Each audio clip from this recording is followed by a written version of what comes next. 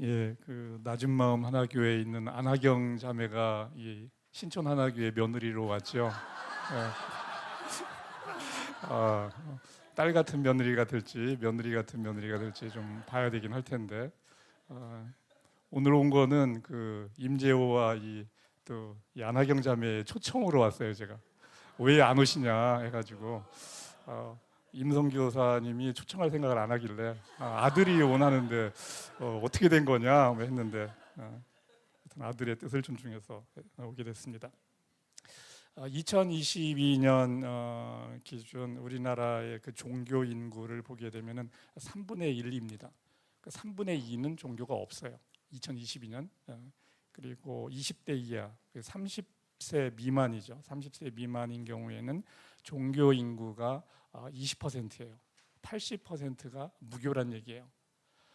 그러면 이제 종교 인구 중에 기독교, 불교, 캐톨릭 이제 세 가지가 이제 나누어 갖게 되고 그 중에서 하여튼 이제 기독교가 좀 제일 많은 부분을 차지하고 있는데 시간이 갈수록 기독교와 불교 인구는 급격히 줄어들고 있습니다. 캐톨릭은 그런 대로 유지하고 있는데 기독교와 불교가 급격히 줄어들고 있어요. 이 젊은 세대들에게 보게 되면 성경 속 이야기는 이제 구시대의 유물과 같이 여겨집니다. 구시대 유물 속에서도 사실 이제 가치가 있는 것이 있을 수가 있죠.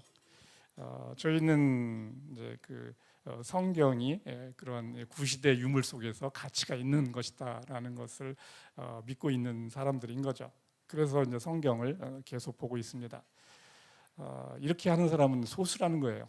대부분의 사람은 종교가 없어지고 탈종교화는 지속적으로 더 가속이 됩니다.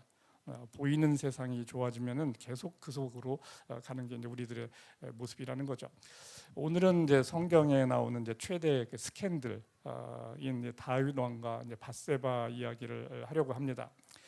이를 통해서 우리의 신앙의 태도를 보려고 하는 거죠. 그 양치기였던 소년 다윗, 이 소년 다윗이 왕으로서 이제 기름 부음을 받게 됩니다. 정확한 나이는 알 수가 없는데 소년 다윗이니까 뭐 15에서 17살 정도 뭐 이렇게 보고 있어요.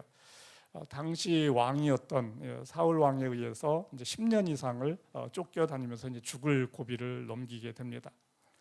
그리고 사울이 죽으면서 전쟁 중에 죽으면서 30살에 이제 헤브론의 왕이 됩니다. 헤브론의 왕이라는 것은 이제 이스라엘의 12지파가 있는데 유다 지파의 이제 왕이 됐다는 것을 이야기하는 것이고 37살에 이제 이스라엘의 전체 왕이 됩니다.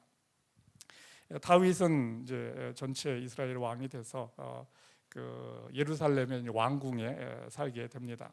하지만 이 변방 전투가 아직 다 끝나지 않았어요. 사무엘하 11장 이야기는 이제 이렇게 이제 시작이 되는 겁니다. 이스라엘은 봄철이 되어 암몬과의 이제 전쟁을 시작하게 되었다. 겨울은 전쟁하기 힘드니까 이제 봄철 되면 본격적으로 이제 전쟁을 한다는 건데 이 전쟁터에 다윗은 직접 나가지 않고 그 전까지는 다윗이 전쟁터에 나가서 선두에 서서 여튼 열심히 했어요. 근데 이때는 나가지 않습니다. 개국공신 이제 요압을 사령관으로 해서 이제 전쟁을 하게 됩니다. 이 사령관 요압 밑에는 그 우리아라는 이제 충성스러운 이방인 장수가 있었어요. 그의 아내가 이제 밧세바가 되는 것입니다. 사무엘하 11장 2절에 이렇게 이야기를 하고 있습니다. 어느 날 저녁에 이것은 제가 읽겠습니다. 다윗은 잠깐 눈을 붙였다가 일어나 왕궁의 옥상에 올라가서 한가로이 걸었다. 한가로이는 제가 그냥 한번 넣어본 표현이에요. 한가할 때가 얼마나 위험한지를 이제 보여주는 장면이기 때문에 그렇습니다. 그때 그는 한 여인이 목욕하는 모습을 옥상에서 내려다보았다. 그 여인은 아주 아름다웠다. 신하를 보내서 누구인지 알아보니 자신의 장수인 우리아의 아내 밧세바였다. 다윗은 사람을 보내어서 그 여인을 데려왔다. 다윗은 그 여인과 정을 통하였다. 그런 다음에 밧세바는 다시 자기 집으로 돌아갔다. 얼마 뒤에 그 여인은 자기가 임신한 것을 알고 다윗에게 사람을 보내서 자기가 임신하였다는 사실을 알렸다. 다윗은 이제 국리 끝에 요압에게 전가를 보냅니다. 그래서 우리아를 왕궁으로 불러들입니다. 어떻게 하든 우리아가 집에 가서 밧세바와 잠을 자게 하려는 것이었습니다. 밧세바가 임신한 아이가 우리아의 아이인 것처럼 이제 하려는 것이었죠. 우리아는 집에 가지 않고 대궐 문간에 누워서 잠을 잡니다. 다윗이 우리아에게 왜 집에 안 가냐고 묻습니다. 그러자 우리아가 이렇게 이야기하죠. 저의 상관이신 요압 장군과 임금님의 모든 신하가 전쟁을 하고 있습니다. 제가 어찌 홀로 먹고 마시고 아내와 잠자리를 할 수 있겠습니까? 다음 날 이제 다윗은 우리아를 불러서 술과 음식을 먹입니다. 그리고 취하게 만듭니다. 취하면은 우리아가 집으로 가서 잘 것 같은 생각을 한 거죠. 그런데 우리아는 여전히 집으로 가지 않았고 전쟁터로 다시 나갔습니다. 다윗은 사령관 요압에게 편지를 써서 보냅니다. 우리아를 가장 치열한 전투에 맨 앞에서 싸우게 하라. 그리고 모두 물러나서 그가 죽게 하라. 그렇게 해서 충성스러운 우리아는 암몬과의 전쟁에서 허무하게 이제 죽게 됩니다. 그리고 26절에 이렇게 이어집니다. 우리아의 아내는 우리아가 죽었다는 소식을 듣자 자기의 남편을 생각하여 슬피 울었다. 애도하는 기간이 지나고 다윗은 사람을 보내어서 밧세바를 왕궁으로 데려와서 아내로 삼았다. 그들 사이에 아들이 태어났다. 주님께서 보시기에 다윗이 한 이번 일은 아주 악하였다. 다윗은 이미 7명의 아내가 있어요. 8번째 아내로 이제 밧세바를 취하게 됩니다. 다윗은 왕의 권력을 이용해서 간통을 하고 살인 교사를 한 악질적인 이제 죄를 범하는 상황을 지금 보여주고 있습니다. 첫 번째 한번 질문을 한다면 두 가지 케이스가 있어요. 이 두 사람 중에 누가 더 악한 죄인일까? 첫 번째는 하나님께 등 돌리고 말 안 듣는 사람. 두 번째는 하나님을 무시하는 사람. 오늘은 추강민 조교를 또 부르겠습니다. 조교 한번 하면 한 6개월 정도는 제가 쓰려고 생각하는데 자주 안 와서 부를 기회가 잘 없는데 오늘 한번 또 불러봤어요. 누가 더 악질적인 죄인일까요? 마이크 없나요?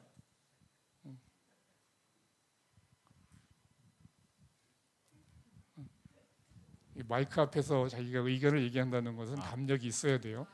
그래서 아무한테나 마이크를 주는 건 아니에요. 개인적으로는 저는 1번이라고 생각 드는데 배운 글은 2번 같아요. 개인적으로는 1번인데 배우기는 2번이 더 안 좋은 것 같다. 하나님께 등 돌리고 말 안 듣는 사람은 무수하게 많은데 사실 많잖아요. 근데 하나님을 무시하는 사람 이게 더 쉽지 않을 것 같은데 개인적으로는 1번이 더 아닌 것 같다 생각이 든다는 거죠. 네, 좀 그런 것 같아요. 이 질문은 제가 어제 주지는 않아요. 이거는 현장에서 그냥 한번 느낌을 한번 물어보는 겁니다.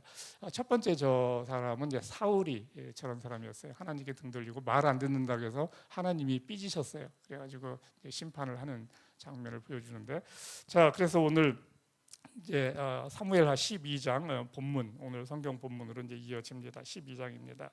한번 교대로 한 절씩 읽어 보겠습니다. 주님께서 예언자 나단을 다윗에게 보내셨다. 나단은 다윗을 찾아와서 이런 이야기를 하였다. 어떤 성읍에 두 사람이 살았습니다. 한 사람은 부유하였고 한 사람은 가난하였습니다. 그 부자에게는 양과 소가 아주 많았습니다. 그러나 그 가난한 사람에게는 사다가 키우는 어린 암양 한 마리밖에는 아무것도 없었습니다. 그는 이 어린 양을 자기 집에서 길렀습니다. 그래서 그 어린 양은 주인이 먹는 음식을 같이 먹고 주인의 잔에 있는 것을 함께 마시고 주인의 품에 안겨서 함께 잤습니다. 이렇게 그 양은 주인의 딸과 같았습니다. 그런데 그 부자에게 나그네 한 사람이 찾아왔습니다. 그 부자는 자기를 찾아온 손님을 대접하는데 자기의 양떼나 소떼에서는 한 마리도 잡기가 아까웠습니다. 그래서 그는 그 가난한 사람의 어린 암양을 빼앗아다가 자기를 찾아온 사람에게 대접하였습니다. 다윗은 그 부자가 못마땅하여 분개하면서 나단에게 말하였습니다. 주님께서 확실히 살아계심을 두고서 맹세하지만 그런 일을 한 사람은 죽어야 마땅합니다. 또 그가 그런 일을 하면서도 불쌍히 여기는 마음이 전혀 없었으니 그는 마땅히 그 어린 암양을 4배로 갚아주어야 합니다. 나단이 다윗에게 말하였다. 임금님이 바로 그 사람입니다. 주 이스라엘의 하나님이 이렇게 말씀하십니다. 내가 너에게 기름을 부어서 이스라엘의 왕으로 삼았고 사울의 손에서 구하여 주었다. 나는 내 상전의 왕궁을 너에게 넘겨주고 내 상전의 아내들도 내 품에 안겨주었고 이스라엘 사람들과 유다 나라도 너에게 맡겼다.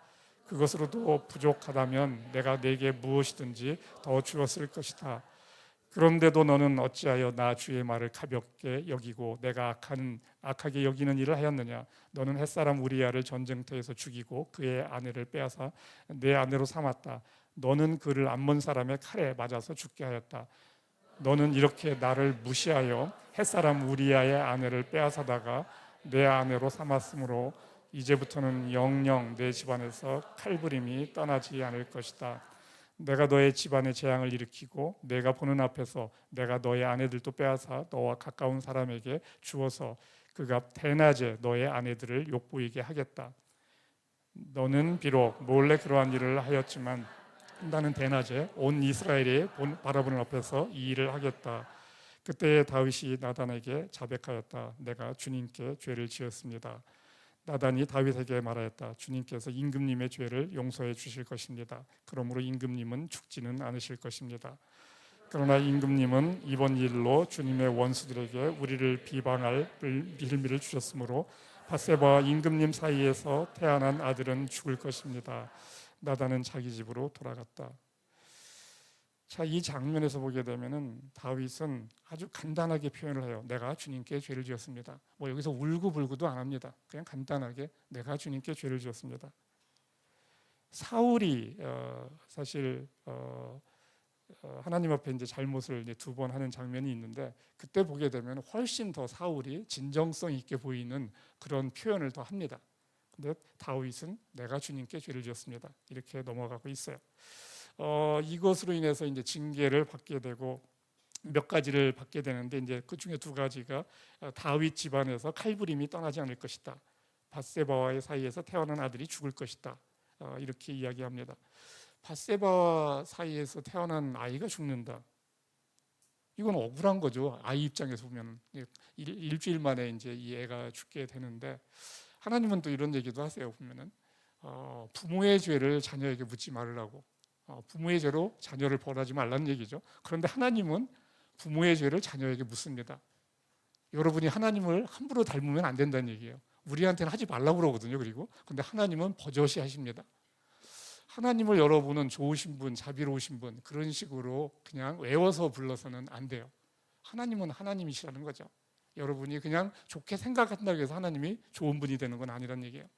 하나님을 온전히 안다는 것이 그래서 당황스러울 때가 있는 것이죠. 이 다윗의 아들 압살롬에 의해서 반란이 있게 되고 그리고 압살롬이 다윗의 아내들을 또 취하는 장면까지 나옵니다. 공개적으로 합니다. 왕의 권력을 압살롬이 내가 이제 잡았다라는 걸 보여주기 위해서 아버지가 돼서 아들이 이렇게 하는 것을 눈뜨고 보게 되는 그런 장면을 또 경험을 하게 됩니다. 사실 차라리 죽는 게 낫지 않았을까 싶을 정도로의 괴로운 시간을 이제 다윗은 또 겪게 된다는 거죠. 다윗 이전의 이제 왕은 사울 왕이었어요. 사실 이건 제가 이제 낮은 마음 하나기 위해서 시리즈로 하는 설교 중에 이제 세 번째여가지고 조금 이제 정리를 중간 중간에 간단하게만 하고 넘어가게 됩니다. 자세한 거 알고 싶으면은 낮은 마음 하나교회 방문하셔서 유튜브 설교를 들으시면 됩니다. 사울 왕인데 사울은 인물이 뛰어났어요. 어느 정도 뛰어났냐면 이스라엘에 이만한 사람이 없다. 이스라엘 최고의 인물이었어요. 그리고 키도 보통 사람보다 머리 하나가 더 있어. 190cm 된다는 거예요. 아이돌급이었어요. 아이돌급. 용맹스러웠습니다. 사울도 용맹스러웠고 그리고 인간적으로 매우 겸손했어요. 그런데 이제 아말렉과의 전쟁에서 살아있는 모든 것을 죽이라는 하나님의 명령을 따르지 않았습니다. 따르지 않은 건 아니에요. 대부분 다 했어요. 열의 9은 했어요. 근데 한 가지만 안 했어. 다 죽였는데 쓸만한 가축 조금만 남겼어요. 사실 전쟁이 이기고 전리품 좀 남기는 거 그거 애교로 봐줄 수 있는데 하나님은 언짢게 여깁니다. 언짢게 여겨요. 사울은 선택적 순종을 한 거죠. 이거에 대해서 이제 사울은 이 사무엘로부터 하나님의 이제 질책을 받게 됩니다. 그때 이제 잘못했다라고 얘기해요. 내가 잘못했습니다. 그런데 거기 한 마디를 더합니다. 왕으로서의 체면을 생각해달라고 딱 그 한마디만 더해요. 이때 사실 사울 왕은 왕 초창기도 아니에요. 상당한 시간이 지난 다음입니다. 그거 좀 봐줄 수 있어요, 체면으로. 그런데 하나님은 여튼 이 상황에 대해서 이제 불쾌하게 여기셨고, 그래서 이제 하나님의 이제 심판을 받게 되는데, 사울은 왕의 자리를 지키려고 10년 이상을 앞으로 왕이 될 다윗을 쫓아다닙니다. 10년 이상을 왕이 될 다윗을 쫓아다니면서 죽이려고 이제 애쓰는 거죠. 그러다가 아들 요나단과 함께 이제 블레셋과의 전쟁 중에 죽게 됩니다. 하나님께 등을 돌리고 말을 안 듣는다고 하나님이 벌을 하는 거예요. 하나님께 등을 돌리고 말을 안 듣는다. 그런데 안 듣는 게 열의 9은 듣습니다. 근데 하나만 조금 자기가 좀 생각하는 것을 거기에 집어넣는 거죠. 선택적 순종이라고 하는 겁니다. 근데 오늘날 선택적 순종하는 사람도 교회에 별로 없어요. 아예 순종 그냥 무시하고 살죠. 그냥 자기 생각대로 살아갑니다. 사울 정도면 제가 볼 때 오늘날 어느 장로님보다도 훌륭한 순종을 한 사람이라고 여겨집니다. 그래서 그거는 다른 강의를 들으시기를 바란다고 제가 얘기를 했습니다. 요새 유튜브 많이 보고 계시니까 그럴 때 하나씩 보세요. 사울이 그러면 회개를 했다면 어떻게 했어야 될까 이런 생각을 해보게 돼요. 사울이 회개를 했으면 어떻게 했을까? 사울은 아말렉과의 전투 후에 진멸하라는 말을 지키지 않았죠. 근데 사울은 뭐라고 얘기하냐면 나는 하나님께 순종하였습니다라고 얘기해요. 순종하였습니다.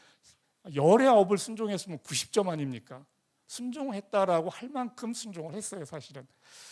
쓸만한 가축 조금 남겼는데 그거 전리품으로 조금 그거 좀 잡아서 먹고 좀 키우고 하면은 애교로 봐줄 수 있는데 하나님은 그 사울의 선택적 순종으로 인정하지 않은 거죠. 사울은 다윗에게 왕의 자리를 물려줄 준비를 하고 물러났으면 사울은 죽지 않습니다. 왕의 자리만 물려줬으면 돼요.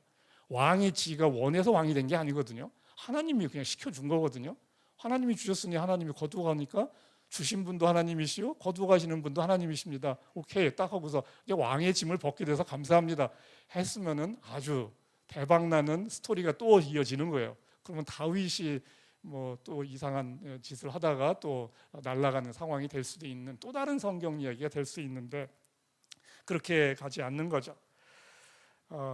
사울은 다윗을 죽이려고 계속 쫓아다니다가 결국 이제 하나님의 심판을 받아 죽은 거죠. 다윗은 이 지금 밧세바와의 간통 사건 후에 회개해서 뭘 했나 이제 한번 또 생각을 해보게 됩니다. 다윗은 준수한 인물이에요.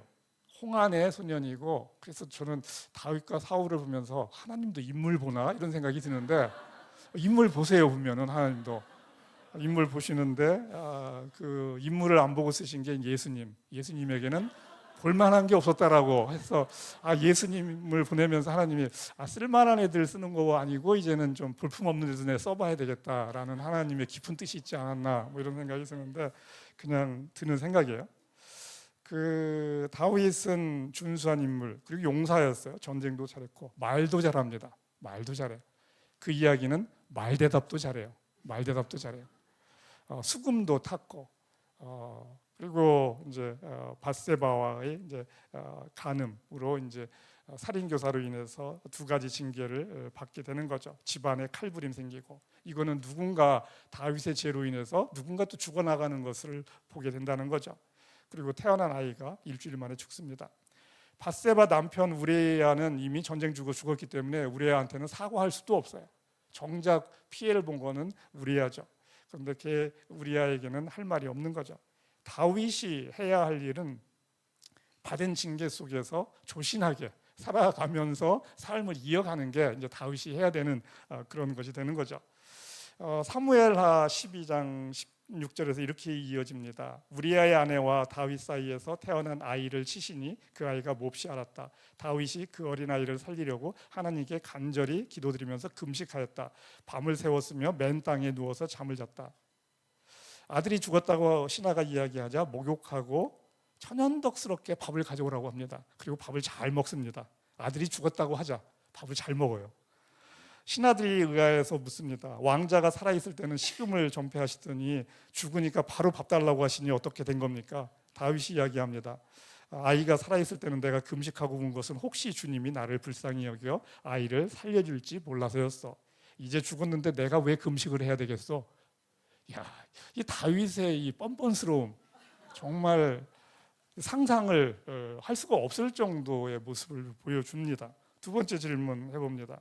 다윗은 밧세바가 낳은 아들이 죽을 것을 압니다. 하나님이 죽이겠다고 했으니까. 근데 이 하나님의 뜻을 바꿔달라고 금식하며 기도해요. 이거 불순종 아닙니까? 이거 불순종 아니에요. 하나님의 뜻이 분명히 정해져 있는데 지금 다윗은 역행을 하고 있어요. 어떻게 생각해요, 우리 광민 형제?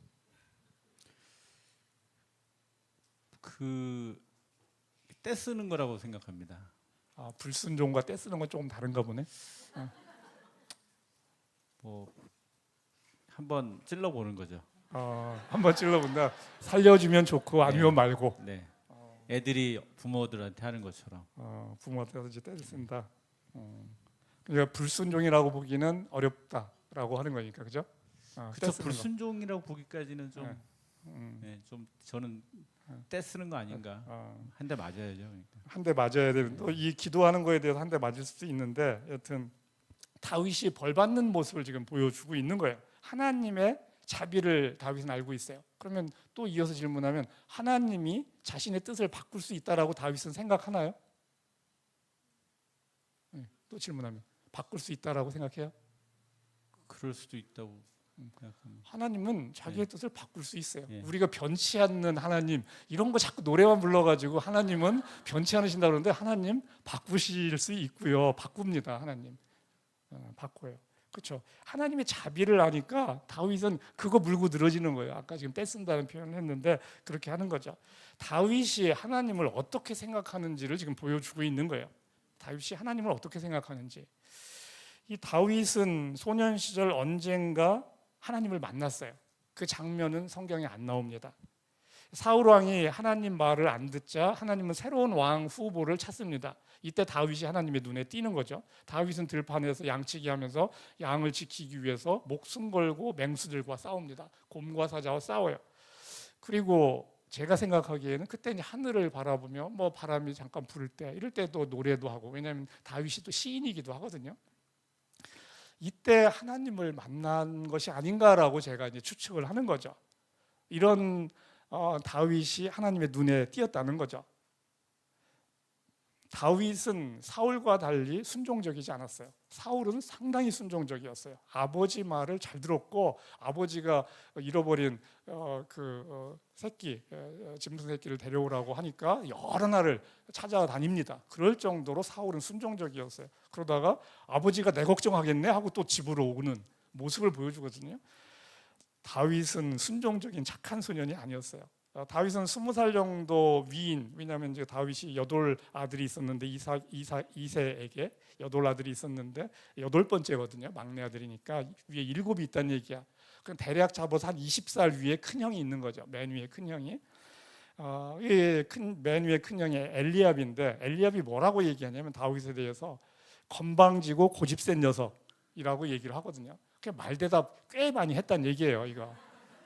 그리고 지 고집 피움은 안 바꾸고, 이게 다윗의 모습이라는 거죠. 여러분은 사울은 불순종의 대명사, 다윗은 훌륭한 사람, 이런 식으로 사람을 이해하면 안 된다는 거죠. 그냥 결과만 보고서 좋으니까 좋은 거, 뭐 이렇게 해서는 안 된다는 거예요. 소년 다윗이 나이든 골리앗과 싸울 때 보면 이렇게 이야기합니다. 골리앗에게 나는 네가 모욕하는 이스라엘 군대의 하나님을 곧 만군의 주님의 이름을 의지하고 너에게로 나왔다. 온 세상이 이스라엘의 하나님을 알게 하겠다. 이거 지금 골리앗 30살도 넘었을 텐데 이거 버릇없어요, 이거. 아니 나이든 아저씨한테 지금 이거 말하는 거 보면은 아주 당돌한 거죠. 당돌한 거예요. 이 말은 누가 다윗에게 가르쳐서 할 수 있는 말이 아니에요. 다윗은 힘들게 양치기 하면서, 양치기 하는 게 힘들고 고되기 때문에 형들이 안 하고 지금 다윗에게 떠넘긴 거거든요. 그리고 이제 맹수로부터 그 양들을 지키면서 알게 된 하나님을 다윗은 이렇게 고백을 하는 거예요. 첫 번째 이 다윗의 고백이 이 부분이거든요. 다윗은 본인이 왕 되게 해달라고 기도한 적 한 번도 없고, 그리고 나서 갑자기 왕으로 기름 부음 받고 그 다음부터 이제 고생문이 환하게 열리는 거죠. 사울로부터 죽을 고비를 10년 이상을 넘기면서 살아갑니다. 그러면서 진짜 내가 죽겠구나까지 생각을 해요. 하나님의 믿음이 있으면 나는 왕이 될 거야, 이렇게 기도 안 합니다. 나 이러다 죽는 거구나 이렇게 생각하면서 그냥 버티고 가는 게 다윗이었다는 거죠. 시편 56편 4절에서 이렇게 이야기합니다. 한번 같이 읽겠습니다. 다윗의 고백인데, 내가 하나님만 의지하니 나에게는 두려움이 없습니다. 육체를 가진 사람이 나에게 감히 어찌하겠습니까? 그 다음 27편 4절, 이것도 한번 같이 읽겠습니다. 주님, 나에게는 단 하나의 소원이 있습니다. 나는 오직 그 하나만을 구하겠습니다.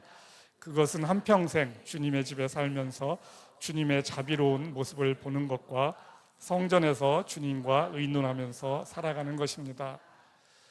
자, 사울과 다윗 어디가 다른가? 젊은 시절 사울은 놀라울 정도로 훌륭했어요. 26살에 왕이 됩니다. 이스라엘에 이만한 인물 없어요. 얼굴만이 아니고 품성면에서도 사울만한 인물이 없어요. 순종적이고 겸손했고, 그리고 종이 있었던 것으로 보면은 그렇게 집안 형편이 아주 나쁘진 않았던 것 같습니다. 왕이 되기 전에 특별히 고생을 한 것은 없어요. 그런데 순종적인 아이로 잘 자랐다는 거죠. 하나님을 알았지만, 왜냐하면 아버지나 이스라엘의 하나님이기 때문에 그 하나님을 알았지만 하나님을 의지하는 법을 배우지는 못했어요. 나름의 종교 생활을 했다는 거죠. 나름의 종교 생활. 그리고 괜찮은 사람이니까 그 환경 속에서, 주어진 환경 속에서 잘 살았다는 거죠. 착하게, 열심히. 소년 다윗은 들판에서 양을 돌보기 위해 했었고, 왕으로 기름 부음 받은 후에 이제 사울 왕에게 이제 죽을 고비를 넘기면서 쫓겨다니죠. 이 시기를 통해서 다윗은 하나님을 의지하는 법을 배우게 됩니다. 하나님과 함께 살아가는 신앙생활을 하는 거죠. 하나님과 함께 살아가는 신앙생활. 여기에 이제 부모님들 많이 계신데, 사실 자식에게 좋은 환경 물려주고 싶고 좋은 것만 해주고 싶잖아요. 그런데 능력이 안 돼서 못 하시는 분들이 많다고 저는 느끼고 있습니다. 별로 동의를 안 하시는 것 같은데, 그러니까 원하는 거 다 해주시는 것 같은 눈빛을 보여주시는데, 좋은 환경을 주지 못했다고 자책하지 마시기 바랍니다. 좋은 환경을 주면 하나님을 의지할 그 기회를 주지 못해요. 그래서 같이 주기가 너무 어려워요. 좋은 환경을 물려주면 하나님을 유산으로 물려주기가 쉽지 않습니다. 그리고 이제 자녀된 사람들은 부모가 나에게 좋은 환경 주지 못했다고 원망하지 말기 바랍니다. 지금의 어려움이 하나님을 유산으로 받을 수 있는 그 기회를 주는 것이기 때문에 그래요. 물론 그 기회를 줬다고 해서 그 기회를 살리는 사람은 또 소수입니다. 그렇지만 엄청난 기회를 가진 거고, 그 기회를 살리면 엄청난 것을 이제 얻게 되는 거죠. 오늘 제 주제가 며느리와 딸이에요. 이제 그 제목으로 들어갑니다. 다가오는 세상, 이제 세상 우리 이제 뭐 마지막 때라고 이야기하는데, 마지막 때가 지나면 이제 새로운 세상이 열린다고 이야기하죠. 이제 새로운 세상이 열리게 되면은 이제 우리는 예수님과 같은 이제 부활체를 입게 된다라고 이야기합니다.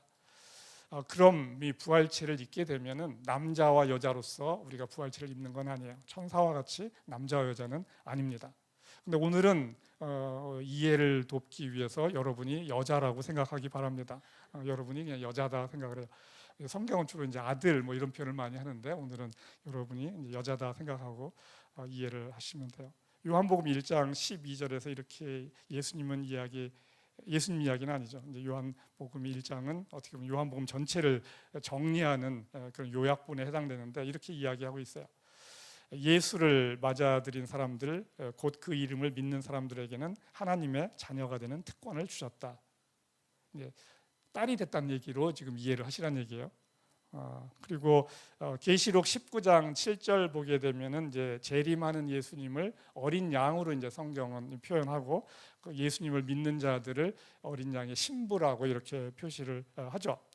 19장 7절에 이렇게 이야기합니다. 어린 양의 혼인날이 이르렀다. 그의 신부는 단장을 끝냈다. 신부에게 빛나고 깨끗한 모시옷을 입게 하셨다. 이 모시옷은 성도들의 의로운 행위다. 자, 예수님이 신랑이고 예수 믿는 우리들이 이제 신부가 된다는 거죠. 예수님의 신부가, 우리가 예수님의 신부가 되면 하나님은 여러분의 누가 되는 겁니까? 시아버지가 되는 거죠, 여러분. 하나님은 아버지가 아니고 이제 시아버지가 되는 거죠. 시아버지가 돼요. 이런 얘기 잘라가지고 어디 가서 얘기하면 이단 되는 겁니다. 이거 잘라가지고 하나님이 알고 보니 시아버지였네. 뭐 이런 얘기하면은 졸다가 듣더라도 다시 처음부터 들어서 복습을 하기 바랍니다. 함부로 가서 어디 며느리 이런 얘기하면 안 돼요. 얘기하려면 풀 스토리를 얘기하셔야 돼.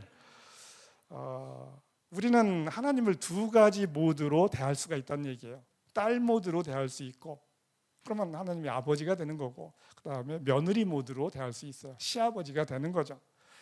그러면 이제 세 번째 질문, 나는 하나님의 딸로서 살고 있는가, 며느리로서 살고 있는가라는 질문을 하는 겁니다. 자, 광민 형제, 형제가 아니고 광민 자매, 광민 자매가 되는 거예요.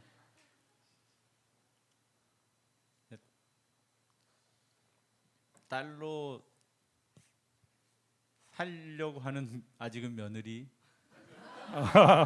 딸로 살려고 하는 며느리. 딸로 살아야 되는데 네. 잘 안 되더라고요. 딸로 살고 싶은데 잘 안 된다. 네. 며느리로 살기 싫은데 잘 안 돼요. 잘 안 돼요. 제 마음대로 되는 게 아니어서. 그러면 딸 모드 몇 프로, 며느리 모드 몇 프로 이렇게 한번 그냥 그래도 지분을 준다면 본인의 현재 상황이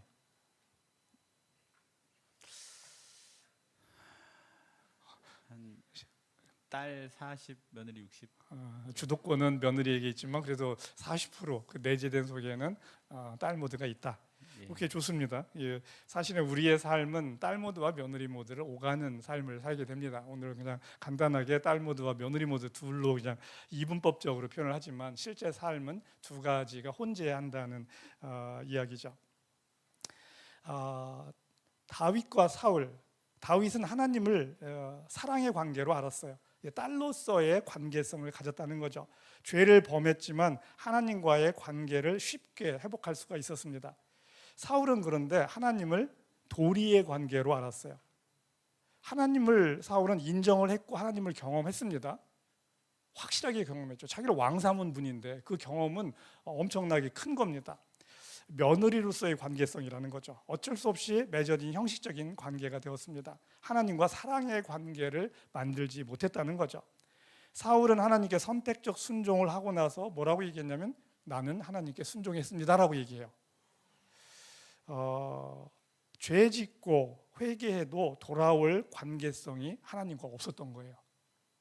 여전히 자기 세계 속에 사울은 있다는 거죠. 하나님을 인정했지만 자기 세계 속에서 사는 거예요. 하나님과 사랑의 관계를 맺지 못했기 때문인 거죠. 회복할 관계가 없는 거예요. 사울에게는 회복할 관계가. 사울은 자신은 할 만큼 했다라는 거죠. 나는 순종했습니다. 이 말하기 쉽지 않습니다. 그러니까 열의 9을 순종했다는 얘기예요. 그러니까 자기가 그렇게 이야기를 하는 거죠. 사랑에는 할 만큼 했다는 것은 없어요. 더 못해서 아쉬워하는 게 사랑이거든요. 하나님과 사랑의 관계로 들어가지 못하면 행위를 통해서 인정을 받으려고 합니다. 사람, 교인들의 인정을 받거나 사람의 인정을 받거나 하나님의 인정을 받으려고 한다는 거죠. 하나님께 드리는 돈, 시간, 아까 며느리와 딸 구분법, 시어머니 옷 사러 갔을 때, 어머니 옷 사러 갔을 때 가격표 먼저 보면은 며느리고 그냥 좋으면 사주고 싶으면 딸이라고 했잖아요. 그러니까 하나님께 드리는 시간, 돈, 에너지가 아깝지 않은 게 딸이에요. 그게 아까우면 며느리가 되는 거예요. 호세아서 6장 6절 한번 같이 읽겠습니다. 이건 하나님의 말씀입니다. 내가 바라는 것은 변함없는 사랑이지 제사가 아니다. 불살라버리는 제사보다는 너희가 나 하나님을 알기를 더 바란다. 제사라는 게 형식이고 도리거든요. 할도리를 하는 겁니다. 할도리를 하는 거예요. 하나님을 다윗은 사랑으로 알았고 사울은 도리로 알았어요. 하나님은 사랑을 원하지 도리를 원하는 게 아니라는 거예요. 제사라고 하니까 뭐 상 차려놓고 드리는 제사 이걸 생각하는데 형식으로 하나님을 안다는 거예요. 도리로 안다는 거죠. 딸이냐 며느리냐의 차이가 이건 거죠. 이것이 사느냐 죽느냐를 결정하는 거예요. 이로 인해서 다윗은 정말 인간 중에는 제가 볼 때 쓰레기거든요. 그거 자기의 충성된 신하의 아내를 취하고 개를 죽이고, 야, 그거는 상상할 수가 없는 죄입니다. 근데 엄청난 죄를 범하고도 용서를 받았고, 사울은 사실 애교 정도 수준의 죄를 범했어요. 그런데 별거 아닌 것 같은 죄를 범했는데 용서를 받지 못했습니다.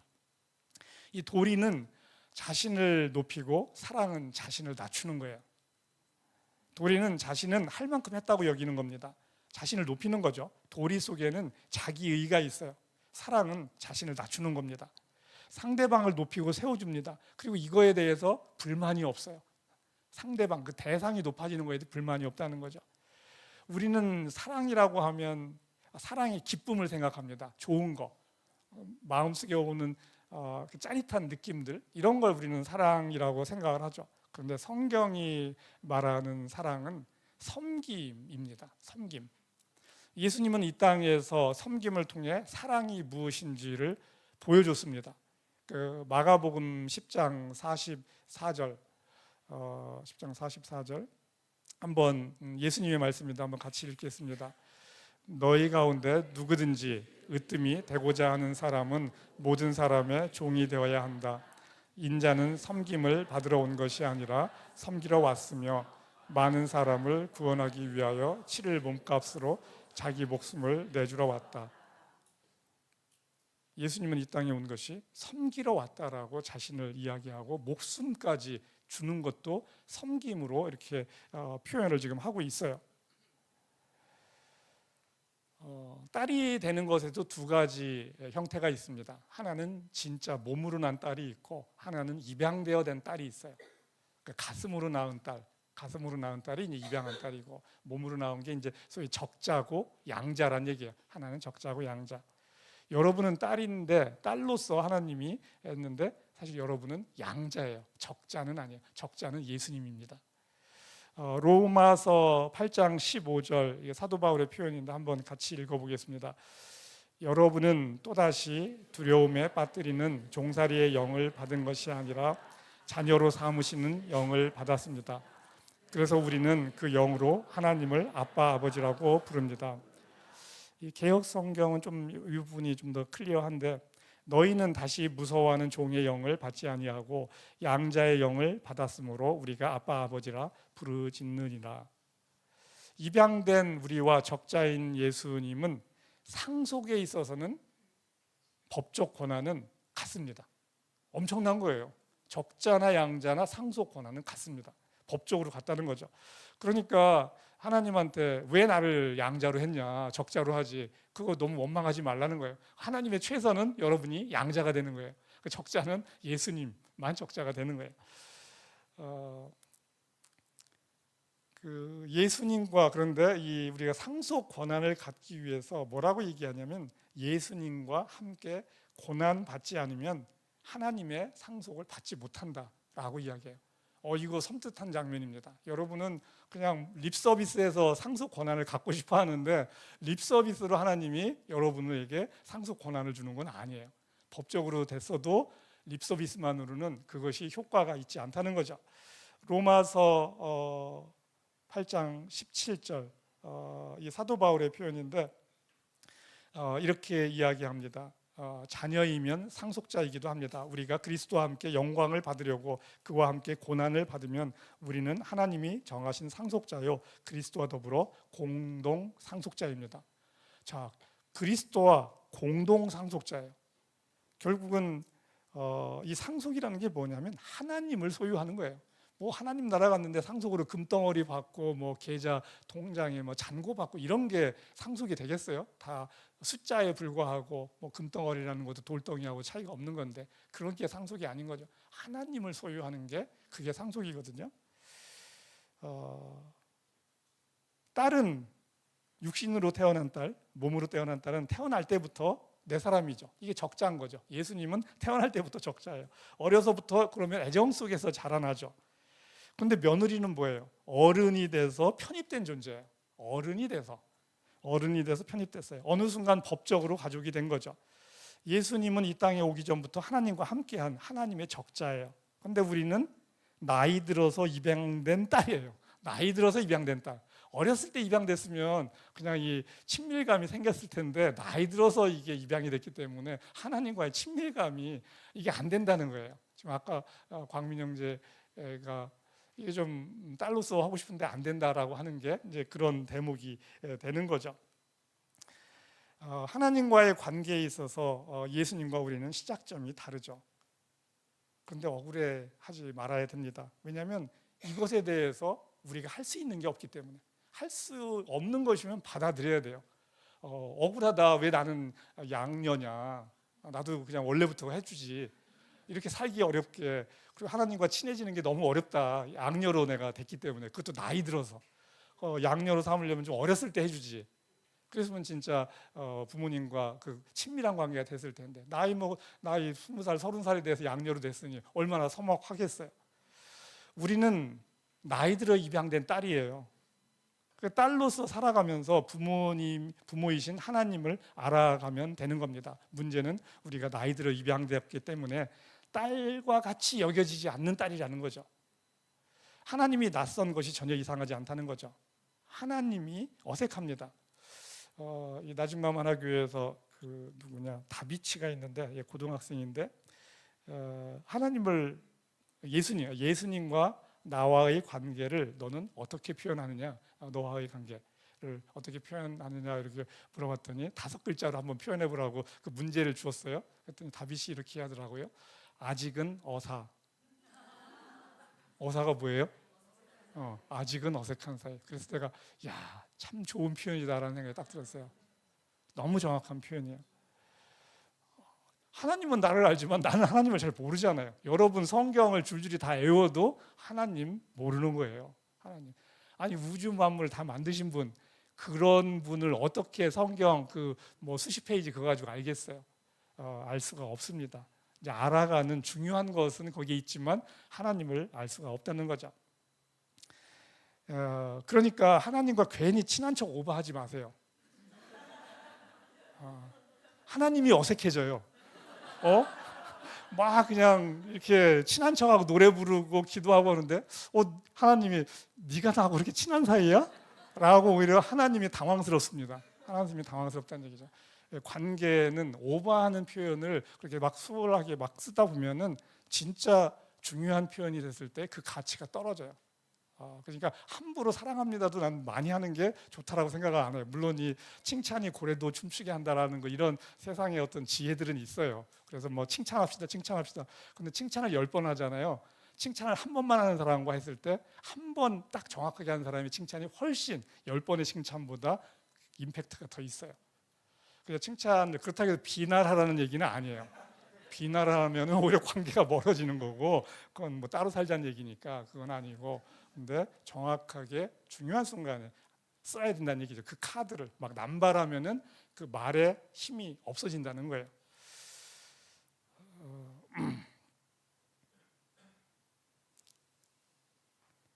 입양된 딸이지만 우리가 이제 시간이 지나면서 하나님을 알아가면서 하나님의 이제 진짜 딸같이 여겨지게 되는 거죠. 시간이 필요하고 경험이 필요합니다. 하나님은 사실 우리를 항상 진짜 딸로 대합니다. 입양한 부모들도 여기 계실 텐데 입양한 애나 진짜 자기 애나 똑같이 사실 대하고, 물론 가끔 아닌 분들도 있겠지만은 그렇게 대하려고 또 노력도 하는데, 인숙 사모님, 낮은 마음 하나에 인숙 사모님이 그러더라고요. 노력하지 않고 똑같이 그냥 하게 된다라고 그렇게 얘기하더라고요. 저는 모르니까, 입양 자녀를 둔 부모의 마음을 모르니까 어떨 때는 노력해야 되지 않나 이런 생각을 하는데 전혀 구분이 아니라고, 되지 않는다고 그렇게 이야기를 해서 그렇구나라는 것을 배웠어요. 그런데 우리는 이 나이 들어서 입양된 딸이기 때문에 하나님과 거리를 두면서 며느리 모드로 살려고 합니다. 왜냐하면 적당히 거리를 두는 게 또 편하기도 하거든요. 이게 좀 어색하잖아요. 나이 서른에 딸같이 뭐 애교 부리고 뭐 할 수도 있는 것도 아니잖아요. 그러니까 며느리로 사는 게 편한 거죠. 사랑이 많으신 하나님은 입양한 우리나 예수님이나 똑같은 사랑으로 대하십니다. 근데 우리가 그 사랑의 경험이 많지 않기 때문에 여전히 우리는 서먹한 관계로 하나님을 알아간다는 거죠. 자, 우리의 선택은 딸 모드로 살지 며느리 모드로 살지입니다. 처음에는 어색하지만 이 딸 모드로 자꾸 살아가면서 이제 하나님께 순종하면서 진정한 사랑의 관계가 깊어집니다. 그리고 하나님이 결국은 친구가 되는 거예요. 하나님이 친구가 되는 겁니다. 딸로서 살아가면 하나님께 순종하는 것이 억울하지 않습니다. 하나님께 드리는 시간, 돈, 에너지가 아깝지 않아요. 본전 생각나지 않는다는 거죠. 본전 생각나면 며느리예요. 며느리예요. 하나님에 대해서 딸로서 살면 불만이 없어요. 며느리로서 살면 이것저것 한 것에 대해서 인정받으려고 하고 내가 드린 것이 아깝고 억울합니다. 딸로서 산다고 해도 항상 부모를 좋은 마음으로 대할 수 있는 건 아니에요. 부모하고 싸울 수도 있어요. 싸울 수도 있습니다. 어떨 때는 의무감으로서 자식으로서 딸로서 부모를 대할 수도 있어요. 도리로서 대할 수도 있다는 거죠. 그런 시간도 있을 수밖에 없어요. 살아간다는 게 그렇기 때문에 그 며느리 같은 모습이 되는 거죠. 중요한 것은 딸 모드로 사는 것이 무엇인지 알고 해본다는 거죠. 계속 살아보는 거죠. 그래야 죄 가운데에서도 하나님께로 돌아갈 수가 있습니다. 참된 신앙생활의 맛이 거기에서 나오는 거죠. 딸 모드로 살지 며느리 모드로 살지 그것은 여러분의 선택입니다. 제가 그 예수님을 믿고 하나님을 이제 믿고 했을 때 그때 이제 좀 열심을 막 내려고 했을 때 셀 모임 매주 한 번씩 또 셀 모임을 했었죠. 뭐 주중에도 모임은 막 3번씩 있었어요. 그때는 지금은 뭐 그렇게 하기가 너무 어렵지만은 셀 모임을 하면은 뭐 저녁 9시쯤 밥 먹고 모여서 토요일 날 저녁 한 새벽 3시까지 뭐 했었어요. 미치겠더라고요. 그러니까 1시간이면 끝나야 되는 얘기인데 6시간 했는데 별로 건지는 것도 없어. 참석해도 뭐 쓸만한 얘기하는 사람도 별로 없어요. 쓰잘데기 없는 거 하고 뭐 본심도 잘 드러내지도 않고 그러니까 막 이제 속에서 열불나죠. 그냥 저는 그 모임의 목적에 밖에 와서 말하고 그리고 깔끔하게 얼른 가야 되는데 모임의 목적에 맞게 말을 안 하는 거예요. 그러니까 새벽 한 2시쯤 되면은 비몽사몽 가운데 한 사람이 좀 이제 마음에 있는 얘기를 좀 하는데 대부분 졸고 있어. 뭐 이런 상황을 이제 직면하면서 하나님 제가 이런 것까지 이렇게 하면서 살아야 되냐라고 물었을 때 그때 하나님이 주시는 생각은 네가 원하는 걸 그러면 세상 가운데서 너 얻을 수 있느냐라고 저한테 물으셨어요. 물론 저한테 드는 생각이지 그게 하나님이 들을 수 있는 음성은 아니에요. 네가 원하는 걸 세상 가운데 얻을 수 있느냐. 그래서 그거는 아닌 것 같다고 했더니 값진 것을 얻으려면 낭비하는 것도 알아야 된다라고 저를 그렇게 훈련을 시키셨어요. 값진 것 하나를 얻기 위해서 9개의 낭비를 하는 거예요. 그 다음부터는 제가 억울하다는 생각은 안 하고 그냥 그때 졸리면 졸고 그냥 그 시간을 잊는 거예요. 저는 그 시간을 잊는 것 자체가 저한테는 고문이었는데 그러면서 하나님은 저를 이제 훈련을 여튼 시키셨어요. 그래서 값진 것을 얻기 위해서는 낭비할 수 있어야 된다는 거. 그 낭비가 아니라는 거죠. 그 낭비를 통해서 얻은 그 하나가 값진 것을 알게 되는 거예요. 소중한 것을 아니까 그것을 지킬 수가 있어요. 좋은 것은 쉽게 주어지지 않습니다. 하나님의 은혜 하니까 그냥 거저 주시는 하나님, 거저 주는데 포장지 뜯어보면 장난 아니에요. 하나님 그렇게 은혜로 말할 수 있는 하나님이 아니라는 거죠. 나의 모든 것을 막 요구하시는 하나님을 직면하면은 당황스러워요. 사실 하나님은 당황스럽습니다. 말씀을 정리하도록 하겠습니다. 이사야서 29장 13절 한번 같이 읽겠습니다. 이 백성이 나를 가까이하고 입술로는 영화롭게 하지만 그 마음으로는 나를 멀리하고 있다. 그들이 나를 경외한다는 말은 다만 들은 말을 흉내내는 것일 뿐이다. 아름다운 말로 기도를 하고 은혜롭게 찬양을 해도 그냥 말잔치일 수 있어요. 눈물로 회개를 한다 해도 그것이 자기 연민일 수 있어요. 혼자 있을 때, 잠잠하게 혼자 있을 때 하나님 앞에 내가 누군가, 그게 그 사람을 움직이게 하는 겁니다. 그 누구의 인정을 받으려고 애쓰지도 않아요. 보여주는 거에 관심이 없어요. 그 하나님 앞에 내가 누군가, 그러면 그 삶을 이어갈 수 있다는 거죠. 하나님을 도리로서 대하면 기독교는 종교가 됩니다. 하나님은 이를 역겨워해요. 그런데 대부분의 사람들은 종교 생활을 합니다. 신앙생활의 그 맛으로 들어가지 못한다는 거죠. 하나님을 사랑으로 대하면 그게 신앙생활인 거죠. 그것이 우리가 사는 길이에요. 며느리인가 딸인가, 도리인가 사랑인가예요. 사울이 인간적으로 훨씬 나았고, 나은 정도가 아니고 뛰어났어요. 다윗은 사악했어요. 인간 쓰레기예요. 사실은 쓰레기 같은 존재였어요. 사울은 하나님을 도리로서 대했습니다. 며느리 모드로 살았고, 딸 모드로 사는 것이 무엇인지 알지 못했어요. 사랑의 관계를 맺지 못했다는 거죠. 사울은 죄를 뉘우쳤지만 돌아올 하나님이 없었어요. 다윗은 하나님께 사랑으로 다가갔습니다. 엄청난 죄 가운데서도 딸 모드로 살았다는 거예요. 하나님의 본질은 사랑입니다. 다윗은 하나님을 사랑의 관계로 알았어요. 다윗이 처음부터 하나님과 깊은 사랑의 관계에 있었던 거 아닙니다. 시간이 지나면서 쌓고 경험이 생기고, 그러면서 깊은 관계로 들어가는 거죠. 지속적으로 하나님을 향해서 갔다는 거죠. 영원한 생명이 따라오는 겁니다. 다윗에게는 언제나 돌아올 하나님이 있었던 거죠. 그래서 결국 다윗의 마지막 표현은 하나님의 마음에 합한 자라는 그 놀라운 말을 듣게 되는 거죠. 이왕 사는 거 딸로 사시기 바랍니다. 짧은 인생, 하나님을 어떤 모드로 대할지는 우리의 선택입니다. 며느리로서 사는 것, 딸로 사는 것, 사실 사는 데 있어서의 노력은 별 차이가 없어요. 노력은 비슷합니다. 수고로움도 별 차이가 없을 수 있어요. 하나님은 사랑이시고 이 사랑이 생명입니다. 이왕 살 거 딸로 사시기 바랍니다. 하나님께 며느리가 아닌 딸로서 나아가면서 영원한 생명을 누리는 여러분이 되기를 주님의 이름으로 축원합니다. 예, 오늘 딸과 며느리 주제로 말씀을 나눴습니다. 우리는 하나님에게 입양된 딸입니다.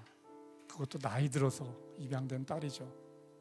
하나님이 서먹한 거 지극히 자연스러운 겁니다. 당연한 거예요.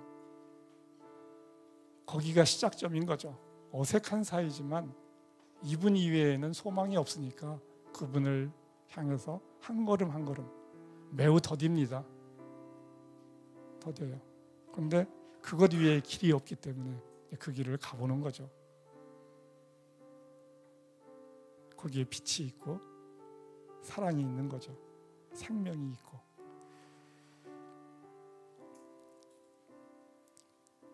예, 함께 일어나셔서 헌신 찬송 불러보겠습니다. 새로운 곡일 것 같긴 한데. 그대 폭풍 속을 걷고 있을 때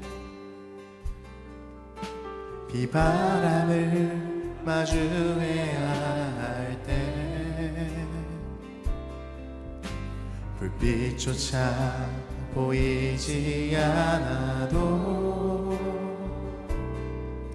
그대 혼자 걷지 않을 거예요.